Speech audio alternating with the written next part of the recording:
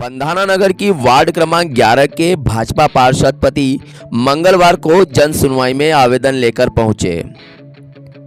पार्षद पति चुन्नीलाल माणिकचंदानी ने पंधाना नगर के वार्डों में विकास कार्य नहीं होने से जन सुनवाई में जाकर गुहार लगाई। पार्षद पति चुन्नीलाल माणिकचंदानी ने बताया कि पंधाना नगर में समस्याओं का अंबार लगा हुआ है। इन समस्याओं को लेकर बार बार नगर परिषद अधिकारी को भी अवगत कराया गया, लेकिन नगर परिषद अधिकारी सीएमओ है कि पंधाना नगर के विकास की ओर बिल्कुल भी ध्यान नहीं दे रहे हैं। हम बता दें कि पंधाना परिषद में भाजपा बैठी हुई है और भाजपा के और भी अन्य पार्षद पंधाना नगर में विकास कार्य नहीं होने को लेकर नाराज दिखाई दे रहे हैं। अब सवाल ये उठता है कि पंधाना नगर में भाजपा के शासन में भाजपा के ही पार्षदों के काम नहीं किए जा रहे हैं, तो पंधाना नगर की आम जनता के क्या हाल हो रहे होंगे।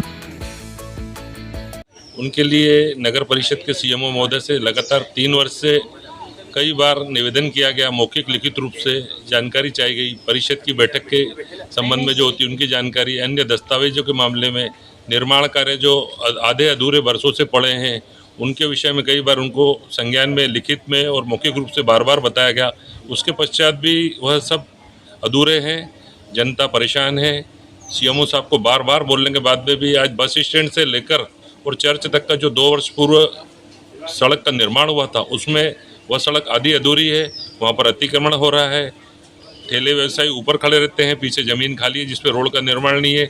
2 साल से वह मार्ग अधूरा है। कई बार सीएमओ साहब को जानकारी में दिया गया। मनशाराम जी बड़ोले जो हमारे नगर के सीएमओ हैं, 1.5 माह पूर्व उन्होंने एक लाइन भी खुदवाई है।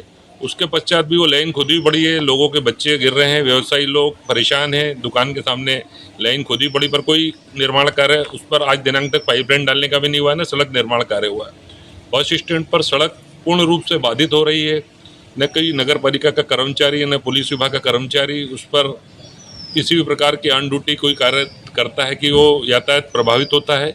इनको कतई उसकी चिंता। लाइट पूर्ण रूप से बंद पड़े हैं। डिवाइडर लगाए गए, हाई मास्क लगाए गए, लाखों रुपए उस पर खर्च किए गए। बीच में 88 लाख रुपए से ज़्यादा की राशि नगर पालिका की दुकानों में आई। उसके पश्चात भी उन्होंने बोला कि राशि आई हम लगाते हैं, पर किसी भी प्रकार का कोई लाइट आज दिनांक तक चालू नहीं है। बड़े नगर में ऐसा लगता है कि हम किसी गांव में आ गए। अंधेरा पूर्ण रूप से व्याप्त रहता है।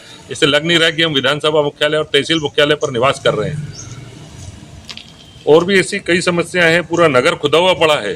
आप उसको देखेंगे, अवैध रूप से शराब का दुकान हमने जनहित याचिका कर बाहर नगर के किया गया। उसके पश्चात भी नगर के अंदर भी और ग्राम ग्राम में शराब बिक रही है, जिसकी जानकारी एडीएम महोदय को दी गई। उसके पश्चात नगर में बाजार बैठक के नाम पर अवैध रूप से वसूली की जा रही है। 4 वर्ष हो गए, उसका कोई हिसाब किताब नगर परिषद के अधिकारियों द्वारा, पार्षद प्रतिनिधि द्वारा मांगा गया पर नहीं दिया गया। अवैध रूप से बाजार बैठक के छोटे छोटे दुकानदारों से अवैध वसूली पूर्ण रूप से की जा रही है। कई ऐसे जनप्रतिनिधि भी हैं जो बेचारे दुकानें खरीदने के पश्चात पैसे ही नहीं भर पा रहे हैं। शासन की दुकानें हैं, उन्होंने किराए पर चढ़ा दी है और उनकी दुकानों पर आज तक नगर परिषद द्वारा कोई कार्रवाई नहीं की गई, न की जा रही है।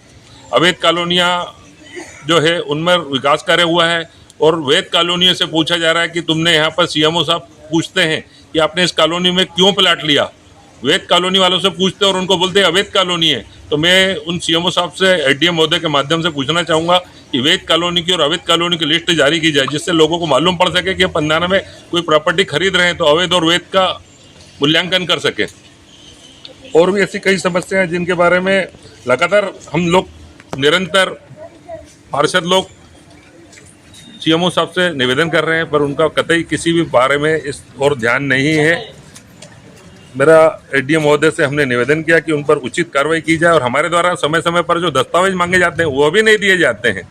तो इस पर कार्रवाई होना आवश्यक है, जिससे नगर के हित में कुछ न कुछ अच्छा हो सके। हम लोगों का भाव यही है।